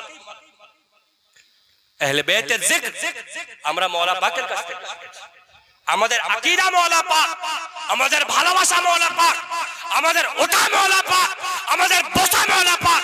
শুনে রাখো, শুনে রাখো, আজকে যে আমরা সুন্নি হয়েছি সেটাও মওলা পাকের। আজকে আপনাদেরকে এইগুলো জানতে হবে, আর শুধু জানতে হবে না, আমলও করতে হবে। আফসোস, আমরা হুসাইনি নামাজ পড়ি, আমরা হুসাইনি যাকাত দিই না, আমরা হুসাইনি মসজিদ আমাদের খালি, আমরা হুসাইনি মাহফিল আমাদের খালি, আমরা হুসাইনি চা দোকানে আমাদের ভিড় বেশি, আমরা হুসাইনি তাসের দোকানে আমাদের ভিড় বেশি, আমরা হুসাইনি বাপকে ভাত দিই না, আমরা হুসাইনি মাকে খাবার দিই না, আমরা হুসাইনি বড়দেরকে সম্মান করি না, আমরা হুসাইনি ছোটদেরকে ভালোবাসি না, আমরা হুসাইনি আমাদের বেপরদার কোনো লিমিট নেই, আমরা হুসাইনি আমাদের কোনো একটা জীবনের গরু ছাগলের মতো। চিন্তা করে দেখো তো, তোমাদের রাত কেমন কাটে, আহলে বাইতের রাত কেমন কাটে। মুহররমের সময় এই যে মাহফিল সাজিয়েছো, বুকে হাত দিয়ে বলো 10ই মুহররম রাতের বেলা ইমামে হুসাইনের রাত কেমন কেটেছে, আর তোমরা হুসাইনের নারা লাগানে ওয়ালাদের রাত কেমন। তোমাদের রাত কাটে মোবাইল দেখতে দেখতে, তোমাদের রাত কাটে তাস খেলতে খেলতে, তোমাদের রাত কাটে চা দোকানে আড্ডা মারতে মারতে, তোমাদের রাত কাটে গীবত করতে করতে, তোমাদের রাত কাটে লোকের মালকে হজম করতে করতে, তোমাদের রাত কাটে না হক কথা বলার করতে করতে, তোমাদের রাত কাটে সমস্ত খারাপ কাজে। কিন্তু হুসাইনের রাত কেমন কাটছে? হুসাইনে পাক রয়েছেন, সবাইকে ডেকে বলছেন, শোনো শোনো, আমার নানা জান বলেছেন কোরআন তেলাওয়াত করতে হবে, আজকে আসো বসে কোরআন তেলাওয়াত করি। তারিখের মধ্যে লেখা রয়েছে, যখন ইমামে হুসাইনের খেমার মধ্যে ইমামে হুসাইন তেলাওয়াত শুরু করলেন না, হযরত আব্বাস, হযরত কাসিম, হযরত আব্দুল্লাহ, হযরত আলী আকবর, হযরত আলী আওসাদ, হুজুর জাইনুল আবিদিন, ওনারা বলছেন মনে হচ্ছে যেন রাসূল পাক স্বয়ং কোরআন শরীফ পড়ছেন। আফসোস লাগে না আমাদের? আমরা আকীদা ঠিক মতন জানি না, আমাদের আমল ঠিক মতন নেই, আমাদের সেজদা ঠিক মতন নেই। আমরা কেমন পীর সাহেবের মাননেওয়ালা, কেমন পীর সাহেবের ভক্ত, কেমন মওলা পাকের ভক্ত, কেমন হুসাইনে পাকের ভক্ত। চিন্তা করতে ব্রাদরানের তরিকত, আহলে বাইতের অবস্থা, মওলা মুশকিল কুশার সম্মান, মওলা মুশকিল কুশার ফজিলত আমরা সকলে জানি, আমরা সকলে মানি। শুনে রাখো, শুনে রাখো, মওলা মুর্তজা হচ্ছে সেই ব্যক্তি যাকে আল্লাহ ভালোবাসে, তার রাসূলও ভালোবাসে। এমন কি ভালোবাসে, হাদিসে পাকের মধ্যে বলা হচ্ছে কি, আনতা আখি ফিদ দুনিয়া ওয়াল আখিরা, এ আলী তুমি এই দুনিয়াতেও আমার ভাই, আখিরাতেও আমার ভাই। আমার রাসূল বলছে, মান কুনতু মাওলাহু ফা আলিয়ুন মাওলাহু, আল্লাহুম্মা ওয়ালি মান ওয়ালাহু ওয়া আদি মান আদাহু। এ আলী আমি যার মওলা তুমি তার মওলা। এ শোনো আলী, তোমার সাথে যে ভালোবাসবে আমাকে সে ভালোবাসবে, তোমার সাথে যে দুশমনি করবে সে আমার সাথে দুশমনি করবে। এ আলী যার ব্যাপারে আমার রাসূল সাল্লাল্লাহু তাআলা আলাইহি ওয়াসাল্লাম ইরশাদ করছেন কি, আমা তারদা আন তাকুনা মিন্নি বিমানজিলাতি হারুন মিন মূসা। এ আলী তুমি কি এতে সন্তুষ্ট নও, তুমি কি এতে রাজি নও? তোমার সম্মান, তোমার স্ট্যাটাস, তোমার মান আমার নিকটে হযরতে হারুনের মতন যেমন হযরতে মূসার কাছে ছিল, ঠিক তেমন ভাবেই তোমার সম্মান আমার নিকটে। এ আলী যার ব্যাপারে বলেছে, মান আহাব্বা আলিয়ান ফাকাত আহাব্বানি, যে আলীকে ভালোবাসলো সে আমাকে ভালোবাসলো। মান আহাব্বানি ফাকাত আহাব্বাল্লাহ, যে আমাকে ভালোবাসলো সে আল্লাহকে ভালোবাসলো। মান সাব্বা আলিয়ান ফাকাত সাব্বানি, যে আলীকে গাল দিল সে আমাকে গাল দিল। মান আবগাযা আলিয়ান ফাকাত আবগাযানি, যে আলীর সাথে দুশমনি করলো সে আমার সাথে দুশমনি। এটা কে বলছে ভাই? রাসূল পাক সাল্লাল্লাহু তাআলা আলাইহি ওয়াসাল্লাম ইরশাদ করছেন, রাসূল পাক বলছেন সেই আহলে বাইতের জিকির আমাদের করতে হবে। উনি কেমন, উনি নামাজ ছাড়তেন? মওলা মুশকিল কুশা নামাজ ছাড়তেন? বলুন, মওলা পাক নামাজ ছাড়তেন? জি, আপনাদের পীর মুর্শিদ নামাজ ছাড়তেন? তা আজকে আপনারা কার কাছ থেকে নামাজ ছাড়া শিখেছেন? ইয়াজিদের সাথে যখন কারবালার প্রান্তরে ইবনে জিয়াদ চিঠি পাঠালো, ইবনে সাদ বলল, এ হুসেন, তুমি কেন বায়াত গ্রহণ করে নিচ্ছ? তুমি কেন বায়াত গ্রহণ করে নিচ্ছ না? কি অসুবিধা তোমার? ও তো মুসলমান, ও কলমা পড়ে, ও গদিতে বসে আছে, তুমি কেন বায়াত গ্রহণ করছো না? হুসেনে পাক কি বললেন জানেন? মুঝ জৈসা, আমার মতন ব্যক্তি ওর মতন ব্যক্তির হাতে কি করে বায়াত গ্রহণ করবে? আমার মতন ব্যক্তি ওর মতন ব্যক্তির কিভাবে বায়াত গ্রহণ করতে পারে? ও তো ফাসিক, নামাজ ছেড়ে দেয়, ও তো ফাসিক, মদ পান করে। আমি জিজ্ঞাসা করি, এসব জিনিস আমাদের মধ্যে আছে না নেই? সত্যি বলবেন ইমাম হোসেন পাকের মাহফিলে আমরা নামাজ ছাড়ি না? আমাদের মধ্যে মুসলমানদের মধ্যে মদখোর নেই? তো বলুন তো, ইয়াজিদের দলের লোক আমরা না হুসেনে পাকের দল? দিলে হাত দিয়ে বলুন। আপনাদের পীর মুর্শিদরা শিখিয়েছেন শরীয়তে চলা, আপনাদের কারণে পিছনে ওয়াহাবিরা আছে, মগরাহা, সামনে কিছু ওয়াহাবিরা আছে, তারা খারাপ মনে করে এরা নামাজ পড়ে না, এরা খালি জলসা জুলুস করে, এরা খালি মিলাদ মাহফিল করছে, সিন্নি করছে। আপনাদেরকে যেমন আমার আব্বা হুজুর হোসেনে পাকের জিকির শিখিয়েছে, ঠিক তেমন ভাবে আপনাদেরকে নামাজও শিখিয়েছে। আপনাদেরকে যেমন আমার আব্বা হুজুর মওলা পাকের দরবারে কাফেলা নিয়ে যাওয়া শিখিয়েছে, ঠিক তেমন ভাবে একনিষ্ঠ দাঁড়িয়ে রাখা শিখিয়েছে। আমার আব্বা হুজুর যেমন শামপুরের নিজের আব্বার উরুস করা শিখিয়েছে, ঠিক তেমন ভাবে পুরানো মুরিদদেরকে ওজিফার বইও দিয়েছে। পুরানো মুরিদদেরকে ওজিফার বই দেয়নি, কিন্তু আমাদের মধ্যে সেই জিনিসগুলো নেই। আজ আমাদের মধ্যে আমল নেই, আমাদের মধ্যে ইবাদত নেই, আছে শুধু খুরাফাত, আছে শুধু চুগলি। এখন তো স্টেজের উপর থেকে গীবত, আপনাদের দোষ কি আর আমাদের দোষ? স্টেজের উপর থেকে গীবত, মেম্বারে রাসূল, যেখান থেকে মানুষ হেদায়েতের গল্প পাবে, যেখান থেকে মানুষ হেদায়েত পাবে, নামাজ শিখবে, সেইখান থেকে মানুষকে যদি উস্কানো হয়, সে আর আফসোস ছাড়া কিছু না। ব্রাদরানের তরিকত আহলে বাইতকে মানুন। আমি বলছিলাম সময় খুব অল্প, মাওলা মুশকিল কুশা রাদিয়াল্লাহু তাআলা আনহু, ওনার একটা ছোট্ট ঘটনা বলে আমি বিদায় নিই এবং আপনাদেরকে কিছু জরুরি কথা বলে আমি বিদায় নিই। ব্রাদরানের তরিকত মাওলা মুশকিল কুশা জঙ্গে খায়বার এমন যুদ্ধ তারিখে ইসলামের মধ্যে যদি আপনি খুলে দেখেন, সেই জঙ্গে খায়বারের ঘটনা এমন ঘটনা যে খায়বারের যখন মহল ছিল বিরাট বড় একটা রাজপ্রাসাদ, সেই রাজপ্রাসাদে বারবার আক্রমণ করা হচ্ছিল। সেখান থেকে ইহুদিরা বারবার মুসলমানদেরকে পেরেশান করত, বারবার তাদের উপর আঘাত করত। রাসূল পাক চিন্তা করলেন, খায়বারটাকে আমাকে জয় করতে হবে, মুসলমানদেরকে বাঁচাবার জন্য, রক্ষা করার জন্য খায়বারটা আমাদেরকে জয় করতে হবে, খায়বারটা আমাদেরকে নিতে হবে, খায়বারটা আমাকে নিতে হবে। রাসূল পাক বললেন, এ আবু বকর, যাও যাও, তুমি সৈন্য নিয়ে যাও, সৈন্য নিয়ে গিয়ে আক্রমণ করো এবং তাদেরকে নিস্তানাবুদ করো। হযরত আবু বকর সিদ্দিক রাদিয়াল্লাহু তাআলা আনহু উনি যখন খায়বারের ময়দানে পৌঁছালেন, খায়বারের ময়দানে যখন পৌঁছালেন, খায়বারের ময়দানে গিয়ে আক্রমণ শুরু করেছেন। কিন্তু খায়বারের কিলা, খায়বারের মহল এত মজবুত ছিল যে যতই আক্রমণ করুক না কেন কোনো কাজ হচ্ছে না, কোনো একটা মানে কোনো যে বারবার আঘাত করলে যে ভেঙে যাবে বা ক্ষতি হবে কিছু হচ্ছে না।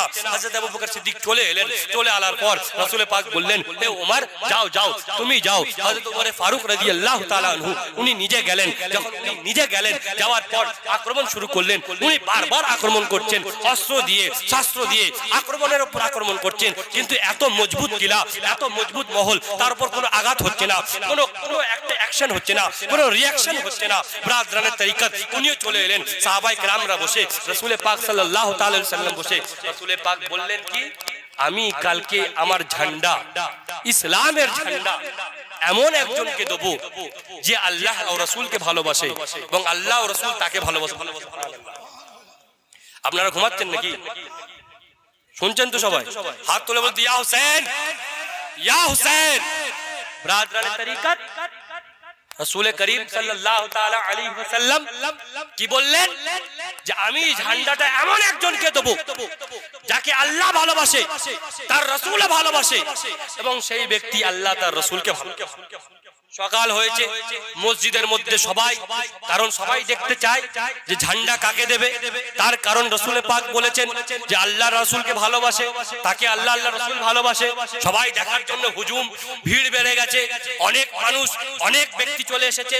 ব্রাদরানের তরিকত যখন অনেক মানুষ চলে এসেছে, সাহাবায়ে কেরামদের হুজুম হয়ে গেছে। রাসূল পাক এদিক ওদিক দেখছেন, দেখার পর বলছেন আইনা আলী ইবনে আবি তালিব, আলী কোথায় রয়েছে, আলী কোথায় রয়েছে, আলী কোথায় রয়েছে। সাহাবায়ে আমরা বললেন ইয়া রাসূলুল্লাহ, ইয়া হাবিবাল্লাহ, ওনার চোখে একটু অসুবিধা রয়েছে, ওনার চোখে একটু পেরেশানি রয়েছে, ওনার চোখে একটু প্রবলেম রয়েছে, ওই জন্য ব্যথার অবস্থায় উনি আসতে পারেনি, উনি আজকে মসজিদে উপস্থিত হতে পারেনি। রাসূল পাক বললেন যাও যাও ডেকে আনো, আলীকে ডেকে আনো, আলীকে ডেকে আনো, আলীকে ডেকে আনো। ব্রাদরানের তরিকত রাসূল করিম সাল্লাল্লাহু তাআলা আলাইহি ওয়াসাল্লাম বললেন, যখন সাহাবায়ে কেরামরা মাওলা মুশকিল কুশাকে ডাকতে গেলেন, মাওলা মুশকিল কুশাকে যখন ডাকতে গেলেন, মাওলা মুশকিল কুশাকে ডেকে আনার পর রাসূল করিম সাল্লাল্লাহু তাআলা আলাইহি ওয়াসাল্লাম বলেন এ আলী, কি ব্যাপার, তুমি কেন আসোনি, তোমার চোখে কি হয়েছে? রাসূল পাক যখন জিজ্ঞাসা করলেন, মাওলা মুশকিল কুশা বলে উঠলেন এ রাসূল পাক, এ সরওয়ারে কায়নাত, এ শফিউল মুজনবিন, এ আনিসুল গরাবিন, আপনার দরবারে হাজির হয়েছি, আমার চোখে একটু অসুবিধা রয়েছে, চোখে ব্যথা রয়েছে, এই কারণে আমি আসতে পারছি না। রাসূল করিম সাল্লাল্লাহু তাআলা আলাইহি ওয়াসাল্লাম বললেন এদিকে আসো, কাছে আসো, কাছে আসো। যখন কাছে আসলেন রাসূল পাক বললেন ফাবাসাকা রাসূলুল্লাহ সাল্লাল্লাহু তাআলা আলাইহি ওয়াসাল্লাম চোখের মধ্যে নিজের থুতু মুবারককে দিয়ে, থুতু মুবারককে দিয়ে দিলেন। যখন থুতু মুবারককে দিলেন, হাদিসে পাকের মধ্যে বলা হল যে ফাবারা আলী, তার চোখ সঙ্গে সঙ্গে সুস্থ হয়ে গেল। যখন রাসূল পাক বললেন আলী চোখ ঠিক আছে? ইয়া রাসূলুল্লাহ, ইয়া হাবিবাল্লাহ, অবশ্য আগের থেকে অনেক ভালো। রাসূল পাক বললেন ঠিক আছে, যাও ঝান্ডাটা তোমাকে দিলাম। বলুন সুবহানাল্লাহ, বলুন সুবহানাল্লাহ। ঝান্ডা তোমাকে দিলাম, এই ঝান্ডা নিয়ে যাও আর ইহুদিদেরকে নিস্ত নাবুদ করো। এই যে ফলস্তিনের সাথে ঝগড়া চলছে না, এটা আজকে নয়, এটা 1400 বছর আগেকার ঝগড়া। ইহুদিরা আজকে মুসলমানদের আমল খারাপ হয়ে গেছে, আজকে আমাদের নামাজ নেই, রোজা নেই, যাকাত নেই, হজ নেই, আমাদের ঈমান কমজোর। সেই কারণে আজকে ওরা আমাদেরকে টিটকিরি মারে যে হে মুসলমান, তোমাদের খায়বার যুদ্ধটা শেষ ছিল, এরপর তোমরা জিততে পারবে না। তারা টিটকিরি মারে, বুঝতে পেরেছেন না? তো আজকালকার ঘটনা নয়, 1400 বছর ধরে চলে আসছে। ব্রাদরানের তরিকত রাসূল পাক সাল্লাল্লাহু তাআলা আলাইহি ওয়াসাল্লাম যখন ঝান্ডা নিয়ে পৌঁছেছেন, ঝান্ডা নিয়ে যখন যাচ্ছেন, খায়বারে যাবেন, খায়বারের মাঝখানে চলে এসেছেন, ময়দানে চলে এসেছেন, সেখানকার মারহাব বলে একজন বিরাট বড় পেহলওয়ান, মারহাব বলে বিরাট বড় পেহলওয়ান, যে পেহলওয়ানের ব্যাপারে বলা হয় যে আরবের মধ্যে 1000টা জওয়ান যদি এক জায়গায় দাঁড়ায়, মারহাব তাকে কিছু মনে করে। আর আরবের একটা নীতি ছিল, সে নীতিটা কি, যে আরবের মধ্যে এক একজন জওয়ান তারা খুব শক্তিশালী হতো। তো একটা জওয়ান যদি খুব শক্তিশালী হয়, 1000টা কত হবে ভাই? অনেক হবে না? 1000 অনেক হবে না? তো 1000টা যদি জওয়ানদেরকে দাঁড় করানো হয়, মারহাব একাই 100, সে মারহাব দাঁড়িয়ে রয়েছে। তার অবস্থা কি ছিল? সে হযরত আলীকে দেখে কি বলছে, কাদ আলিমাত খায়বারা আন্নি মারহাব। এই যে খায়বার চত্বরটা দেখছো, এই খায়বারের পুরো এলাকা দেখছো, এরা সবাই জানে যে আমি হচ্ছি মারহাব। আমি কি? মারহাব পেহলওয়ান, সাকিস সালাহি, বাতালাল মুজাররাব। আমার হাতে এমন অস্ত্র রয়েছে, এমন তলোয়ার রয়েছে, এমন আপনার ওয়েপন রয়েছে, আমি যদি চালাতে শুরু করি আমার সামনে কেউ দাঁড়াতে পারে না। কাকে বলছে ভাই এটা? জোরে বলুন, কাকে বলছে? হযরত আলীকে বলছে। ব্রাদরানের তরিকত কাকে বলছে? হযরত আলী। কিন্তু মওলা মুশকিল কুশা, যার ব্যাপারে বলা হয়েছে লা ফাতা ইল্লা আলী, লা সাইফা ইল্লা জুলফিকার, আলীর মতন যোদ্ধা নেই, জুলফিকারের মতন তলোয়ার নেই। সেই আলী মওলা মুর্তজা, যাকে লালন পালন করেছে কে? রাসূল পাক। একটা পয়েন্ট বলে দিই আপনাদেরকে, একটা পয়েন্ট বলে দিই, ভালো করে শোনেন। আলী হচ্ছে সে যে চোখ খুলেছে, রাসূলের পাককে জিয়ারত করেছে, আর আমার রাসূলের চোখ বন্ধ হয়েছে তো আলীর কোলে বন্ধ। সে হচ্ছে কথা বুঝতে পারছেন? যার ব্যাপারে মওলা পাক কি বলছেন যে আলী আপনার সম্মান, আপনার মর্তবা, আপনার বুলন্দি, আপনার মাকাম আমি কিভাবে বয়ান করব?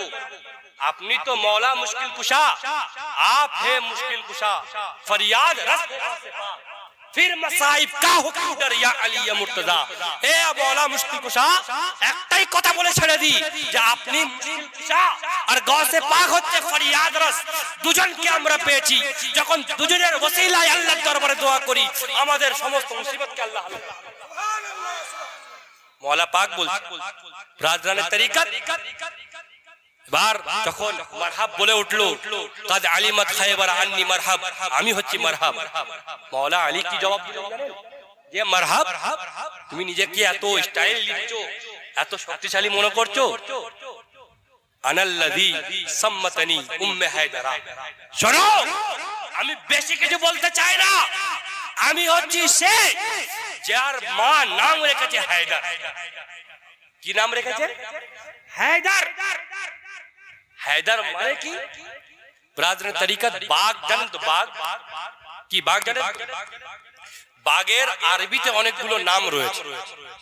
আসাদ মানে হচ্ছে বাগ, ঠিক আছে? হামজা মানে হচ্ছে বাগ, আব্বাস মানে হচ্ছে বাগ, বুঝতে পেরেছেন? হায়দার মানে হচ্ছে বাগ, তাই না? এরকম করে বাগের অনেক নাম রয়েছে, কিন্তু এই যে বাগের নামগুলো রয়েছে তার মধ্যে বাগের যখন মানে সিচুয়েশনের পরিবর্তন হয় সেই হিসাবে না। বাঘ যখন বসে থাকে তখন আসাদ বলা। কি বলা হয়? আসাদ। বাঘ যখন দাঁড়িয়ে শিকারকে দেখে তখন হামজা বলা। কি বলা হয়? হামজা। বাঘ যখন আক্রমণ করার পরিস্থিতিতে আসে, আক্রমণ করবে, তখন তাকে আব্বাস বলা। কি বলা হয়? আব্বাস বলা হয়। আর বাঘ যখন নিজের শিকারকে ধরে ছিঁড়ে ফেলে দেয় তখন তাকে হায়দার বলা। কি বলা হয় ভাই? হায়দার বলা হয়। মানে এমন বাঘ যে শিকারকে যদি ধরে ছিঁড়ে ফেলে দেয়। কথা বুঝতে পারছেন? কথা বুঝতে পারছেন? তো মওলা আলী মুশকিল কুশা কি বললেন? সাম্মাতানি উম্মে হায়দারা। শোনো, তুমি মারহাব হতে পারো, কিন্তু আমার মা আমার নাম হায়দার রেখেছে। এমন আমি বাঘ যদি আমার শিকারকে ধরি চিড়ে ফেলে দিই। আল্লাহু আকবার কবীরা। মারহাব অত পেলওয়ান লোহার লিবাস পরে রয়েছে, লোহার জামা পরে রয়েছে, হাতে তলোয়ার রয়েছে, ঘোড়ার উপর রয়েছে, কিন্তু যখন মওলা মুশকিল কুশা নিজের জুলফিকার তুলেছে, সেই জুলফিকার নিয়ে যখন এক কোপ মেরেছে, সেই কোপ মারতে মাথার মাঝখান থেকে নিয়ে ঘোড়াকে চিড়তে চিড়ে দুটো আলাদা হয়ে গেছে। মওলা মুশকিল কুশা এমনি নয়। দরুদে পাক পড়ুন। জোরে দরুদে পাক পড়ুন। মৌলানা মুহাম্মদ ওয়ালা সৈয়দেনা মৌলানা আল্লাহুম্মা সাল্লি আলা।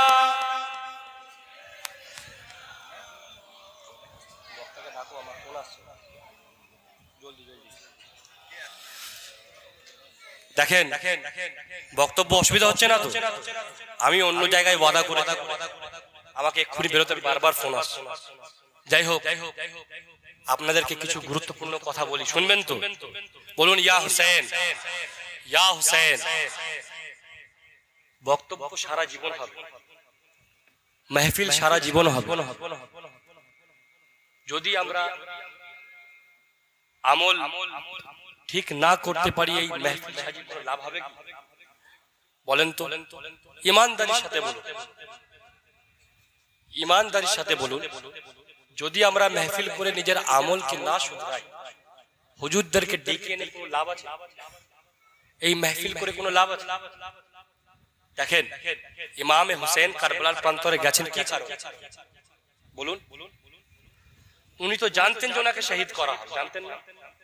উনি যখন কোলে, ইমামে হুসেন যখন কোলে, তখন ফেরেশতা এসে রাসূল পাককে খবর দিয়েছেন যে পরওয়ারদিগারে আলমের প্রিয় হাবিব, আপনার এই সন্তানকে আপনার উম্মত শহীদ করবে, তাই না? উনি জানতেন যে ওনাকে শহীদ হতে হবে, কিন্তু আফসোসটা কি, উনি নিজের উম্মতের জন্য যে শহীদ হলেন সেই উম্মতের উপর কোনো আমল নেই। কারবালার প্রান্তরে মৌলা মুশকিল কুশার নওয়াসা, মৌলা মুশকিল কুশার শাহজাদা ইমামে হাসান এর ছোট ভাই ইমামে হুসেন শহীদ হচ্ছেন। ওনার চোখের সামনে হযরত আলী আসগরকে শহীদ করা হয়েছে, তাই না?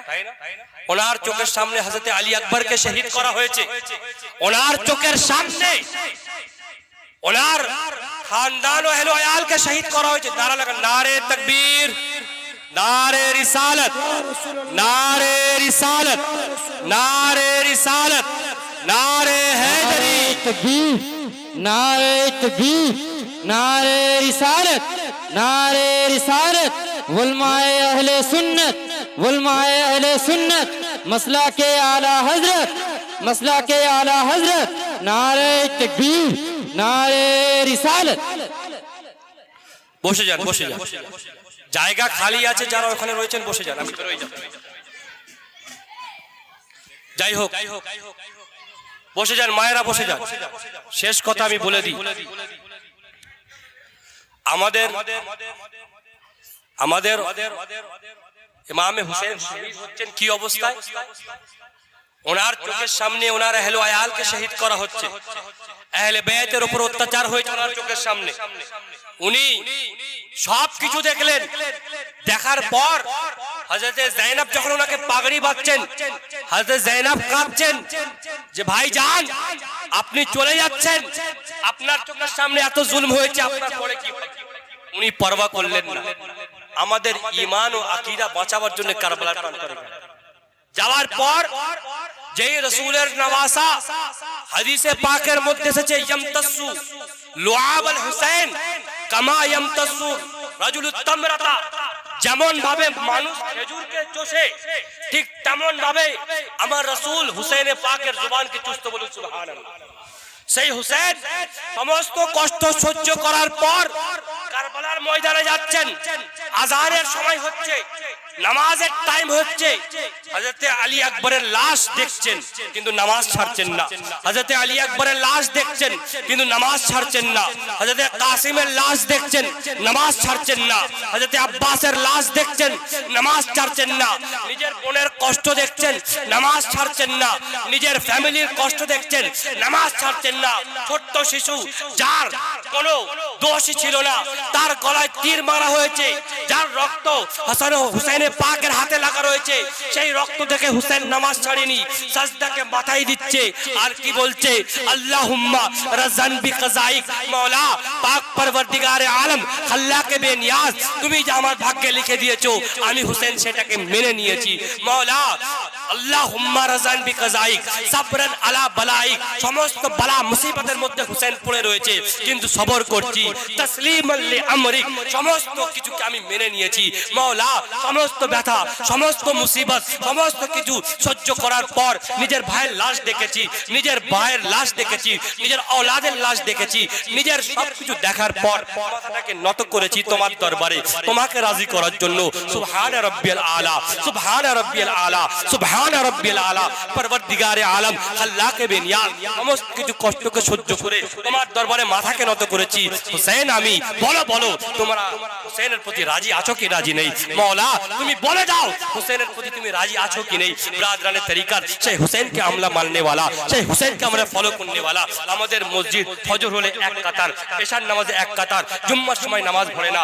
আফসোস, আপনারা চিন্তা করেন, বয়স্ক লোকরা চিন্তা করেন, যারা এখনো নামাজ পড়তে আসতে পারছেন না, যারা এখনো তাসের আড্ডায় আড্ডা মারছেন, যারা এখনো মা বাবাকে ভাত দিচ্ছেন না, যারা এখনো বড় বড় কথা বলছেন, শরীয়ত বিরোধী কাজ করছেন। কোরআন বলছে আফালা ইয়ালামু ইযা বুসিরা মা ফিল কুবুর ওয়া হুসিলা মা ফিস সুদুর ইন্না রাব্বাহুম বিহিম ইয়াওমাইযিল লাখাবীর। তোমরা মরবে, মরার পর কবর থেকে তোলা হবে। হুসাইন হুসাইন করছো, হুসাইনের পাকের সামনে যখন দাঁড় করানো হবে, হুসাইনের পাক যদি জিজ্ঞাসা করে নেয়, আমি তো কারবালার ময়দানে নিজের গর্দানকে দিয়েছিলাম নামাজ অবস্থায়, তুমি আমার জলসা শুনে, তুমি আমার মজলিস শুনে ফজরের নামাজ কাজাই করেছিলে, তুমি কেমন?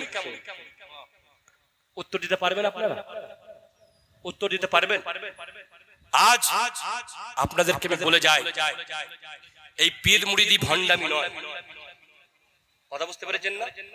পীর মুরিদি ভণ্ডামি নয়। পীর আসবে মুরিদদেরকে শেখাতে, মুরিদ হবে পীরের কাছ থেকে শিখবে। কথা বুঝতে পেরেছেন আমার কথা? পীর এলাকার মধ্যে মাওলানা জামিল রাজা জামালি সাহেব উপস্থিত রয়েছেন, এটা ফখরের সাথে আমি বলতে পারি। দুনিয়ার বুকে বহুত পীর দেখেছি, আসার আগে বলবে আমার এসি ঘর লাগবে, বড় গাড়ি লাগবে, বড় বাড়ি লাগবে, মুরগির আইটেম দেবে, লিস্টের আইটেম দেবে, মুরিদদের সাথে সাক্ষাৎ হবে না, দেখা হবে না। ব্রাজরানের তরিকত আমার বাপের এই 24 পরগনার মধ্যে কমসে কম 5 থেকে 6 লক্ষ মুরিদ আছে। সেই মুরিদদের মধ্যে একজন কি দাঁড়িয়ে বলতে পারবে হুজুররা এসেছে এতগুলো ডিমান্ড করেছে? না না, কোনোদিন নয়। তার কারণে আমার বাপ আমাদের সিলসিলা এটাই শেখাচ্ছে যে রাসূল পাক যেইভাবে দ্বীনের খিদমত করেছেন, যেইভাবে দ্বীনের জন্য সমস্ত কিছু বরদাস্ত করেছেন, আমরা সেইভাবে আপনাদের কাছে এসেছি। কিন্তু আফসোস এইটাই যে আপনারা সেইভাবে আমাদের কাছে নিজেদের মধ্যে মাতব্বরি করেন, জানেন না ভুল মাসলা আলোচনা করেন, জানেন না নামাজের তরিকা, জানেন না, কিন্তু পীর সাহেবদের ভুলটা ধরবে না, নিজের ভুলটা দেখবেন না, তাই না? আফসোস, আপনাদেরকে হাত জোড় করে বলছি, জওয়ান ছেলেরা নামাজ, হুসেনে পাকের মেহফিল সাজিয়েছো, নিজের মায়ের সেবা করো এবং নামাজ পড়ো। দেখবে এই হুসেনে পাকের মেহফিলের সদকায়, ওই নামাজ পড়ার সদকায়, মায়ের সেবার সদকায় তুমি জাহান্নামের আগুন থেকে বেঁচে জান্নাতে চলে যাবে। বেশক সুবহানাল্লাহ। 5 ওয়াক্ত আসতে পারো না, 1 ওয়াক্ত মসজিদে আসো, নামাজ পড়ো। হুসেনে পাক নামাজ পড়েছেন, গৌসে পাক নামাজ পড়েছেন, মওলা পাক নামাজ পড়েছেন, আলা হযরত নামাজ পড়েছেন, যত আল্লাহর ওলি রয়েছে নামাজ পড়েছেন। তোমরা কেমন আল্লাহর ওলি মাননেওয়ালা, তোমরা নামাজ পড়ো না? আমাদের মধ্যে এখানে অনেকেই আছে যারা নামাজের তরিকা পর্যন্ত জানে না। জানে কি? আমি কাউকে অপমান করতে চাই না, যদি দাঁড় করায় বলতে পারে। আফসোস, পীরকে শুধু এনে দাওয়াত করে দোয়া নেবেন না, পীরের কাছ থেকে কিছু শিখে নেন, আকীদাটা শিখে নেন, আমলটা শিখে নেন। ওই পীর আসলে হুজুর দোয়া করে দেন, ঘরে খুব অসুবিধা, কেন? পীরের কাছ থেকে এসে নিজে নামাজ আর কোরআনটা শিখে ঘরের অসুবিধা দূর করা যায় না? নিজে শিখুন। ইসলামের মধ্যে এই পণ্ডিত প্রথা নেই, পীরের বেটা পীর, এই প্রথাটা ইসলামের মধ্যে নেই। পণ্ডিতের মধ্যে আছে যে পণ্ডিতের বেটা পণ্ডিত হবে, পণ্ডিত যেটা বলবে সেটা সবাই শুনে নেবে না। কোরআন বলছে, হাদিসে পাকের মধ্যে এসেছে, তালাবুল ইলমি ফরিজাতুন আলা কুল্লি মুসলিম মুসলিমা, তোমাদের প্রত্যেকের উপর ইলম শিক্ষা ফরজ। আপনি বলুন তো, আমি যে বক্তব্য করছি আপনারা সবাই সুবহানাল্লাহ সুবহানাল্লাহ বললেন, আমি যদি ভুল বলে চলে যাই তাও আপনারা সুবহানাল্লাহ বললেন, তাই না? তাহলে আপনারা জানেন না, তাই তো? আমি যদি ভুল বলেও চলে যাই সুবহানাল্লাহ বললেন, এটা ইসলামের শিক্ষা নয়।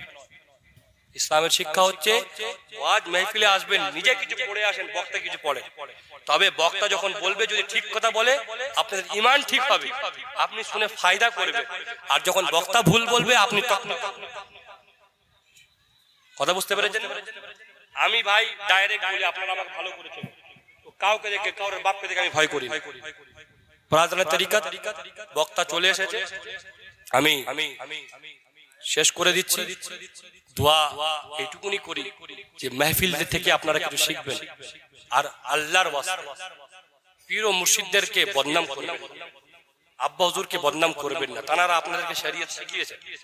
আর এই কথাটা বারবার বলবেন না যে আব্বা হুজুরের জামানায় হতো না, হতো, এখন হুজুররা বারণ করে। আরে ভাই, আব্বা হুজুরের সময় আপনাদের ছিল জ্বর, কি ছিল? জ্বর, প্যারাসিটামল দিলে সেরে যেত না, কিন্তু এখন হচ্ছে আপনাদের অ্যাপেন্ডিসাইটিস, সারবে ওষুধ দিলে কি করতে হবে বলুন? ভাই জ্বর হলে কি দেয়? প্যারাসিটামল, তাই না? তো প্যারাসিটামল দিলে সেরে যেত, এখন হচ্ছে অ্যাপেন্ডিসাইটিস, অপারেশন ছাড়া কোনো রাস্তা নেই। কোনো রাস্তা নেই। আমাদের আমল খারাপ হয়ে গেছে, আকীদা খারাপ হয়ে গেছে। আমরা আমল আর আকীদা কি জিনিস জানি না। नारे तकबीर नारे रिसालत, पीर का दामन नहीं छोड़ेंगे, फजर का नमाज नहीं पढ़ेंगे। এই আমাদের অবস্থা হয়েছে। কথা বুঝতে পেরেছেন না? আল্লাহর ওয়াস্তে আপনাদেরকে দেখে যেন ওয়াহাবিরা সুন্নি হয়ে যায়, তবেই তো আপনারা পীরের মুরিদ, তবেই তো আপনারা পীরের মুরিদ। কিন্তু উল্টো হচ্ছে, পীরকে দেখে এখন যারা সুন্নি ছিল তারা ওয়াহাবি, উল্টো হচ্ছে। এইগুলো পরিবর্তন করতে হবে, সমাজটাকে পাল্টাতে হবে। এই সমাজের মধ্যে আমি যদি ঠিক হয়ে যাই তবে সমাজ ঠিক হবে। মাকে আমি ভাত দিই না, হোসেনে পাকের মেহফিলে সারাদিন দৌড়ে বেড়াবো আর এটা মনে করবো যে হোসেনে পাক জান্নাতে নিয়ে যাবে, মনে করবে না যে তার কিয়ামতের দিন হোসেনে পাক তোমার দিকে চেহারা। জান্নাত এত সহজ নয় যে পীরের হাতে হাত দিলাম জান্নাত পেয়ে গেলাম, কনফার্ম টিকিট। এখন তো এখানে রিজার্ভেশন চলছে, যদি পীরের হাতে হাত না দেন তাহলে স্লিপার যেতেও পারেন, নাও যেতে পারেন। আর পীরের হাতে যদি হাত দেন তাহলে থার্ড এসি। এখন কিছু পীর সাহেব আছে আবার তারা সেকেন্ড মানো জান্নাত। আমল করো না করো ডাইরেক্ট এসব ভন্ডা। হ্যাঁ, সেই পীর আপনাকে জান্নাতে নিয়ে যাবে যে নিজে আমল করে আপনাকে আমল শেখায়। बेशक বুঝতে পেরেছেন না ভাই? আমি যদি আমার মুরিদকে নামাজ পড়া না শেখাই, বলছি মুরিদ হওয়া আর আমাকে বিরিয়ানি খাওয়া যাবে? বিবেক কি বলে? বিবেক কি বলে? পীরের হাতে হাত দিয়েছি, আমাকে শেখাবে, আমাকে জান্নাতের রাস্তা দেখাবে। ইমাম জালালউদ্দিন সিউতি এবং ইমাম গাজালি বলেন, পীর হচ্ছে সে যে মুরিদকে আল্লাহ পর্যন্ত পৌঁছে দেয়। সুবহানাল্লাহ। শুধু মুরিদ হলে জান্নাত পাওয়া যায় না। তাই হতো তাহলে আমার আব্বা হুজুর আপনাদের সব সার্টিফিকেট দিয়ে যেত। আমরা ভাই অত ক্যালিবাজ পীর, আমি তো পীরই না। আমি বারবার বলে থাকি যে পীর হওয়ার যোগ্যতা আমার মধ্যে নেই। এই পাগড়ি পরেছি, জুব্বা পরেছি মানে পীর সেজে যাব, এটা আমার মধ্যে নেই। পীর হওয়া তো সহজ নয়। পীরের জন্য ইলম লাগে, জ্ঞান লাগে, ধৈর্য লাগে। পীরের জন্য শরীয়তের উপর আমল লাগে। পীরের জন্য রাসূল পাকের দ্বীনটাকে মজবুতের সাথে ধরা লাগে। আরো অন্য জিনিস রয়েছে। পীরকে ছেলে খেলা মনে করবেন, রাজনের তরিকা। যাই হোক, অনেক কিছু বললাম। অল্প আমল করার চেষ্টা করবেন যাতে ইহকাল পরকাল ঠিক হয়ে যায়। চারটে জওয়ান ছেলে ওয়াদা করবে যারা ফজরের নামাজ কালকে থেকে শুরু করবে। চারটে জওয়ান ছেলে এই মাহফিলের মধ্যে, চারজন, যে হুজুর ওয়াদা করছি কালকে থেকে নামাজ পড়ব। কেউ আছে কি? একজন। তুই তো মাদ্রাসার ছেলে, তুই তো পড়বি না, বললে তো শিক্ষক মারবে। অপু আছে একজন। আর এই এত বড় মাহফিলে একজন ওয়াদা করবে? পিছনে একজন হাত তুলছে, ছোট করে না বড় করে? কেউ নেই। তাহলে হোসেনে পাকের মাহফিল সারিও। চারজন তোমাদের মধ্যে এমন ঈমান আলা নেই যে আমি নামাজ পড়বো হুজুর কালকে থেকে? একজন হয়েছে, আমি তিনজনকে বলছি, আর তিনজন বাকি আছে, কেউ নেই তোমাদের মধ্যে। কতটা আফসোসের জিনিস, কতটা আফসোস যে এত করে আহলে বাইতের জিকির শোনার পরে যদি তোমরা নামাজ না পড়তে পারো। আহলে বাইতের জিকির শুনে লাভ নেই। ওয়াহাবিরা ঠিক বলে তো, ঠিক বলে তোমাদের মাহফিল থেকে প্রমাণ পাওয়া যায়। এর থেকে আর আমি কিছু বেশি বলবো না। নিজেদের মধ্যে মুফতি বসে রয়েছে, একটা মুফতি যেটাকে দিল বলা হয়, ওইটাকে জিন্দা করবে, সব জিন্দা হয়ে যাবে, নাহলে সব মুর্দা থাকবে। এই বলে আমি আমার বক্তব্য শেষ করছি। একজন তো কমসে কম হয়েছে, যদি ইমামে পাক এর খাতিরে তোমাদের যদি গুনাহকে মাফ করে দেয়। तूफान बुलाने से ए चश्मे फायदा तो अश्क ही बहुत है, अगर असर करे ये किस्से लतीफ़ अभी ना तमाम है। जो कुछ बया हुआ आगाज़ बाब था। अस्सलामु अलैकुम व रहमतुल्लाहि ताला व बरकातहू।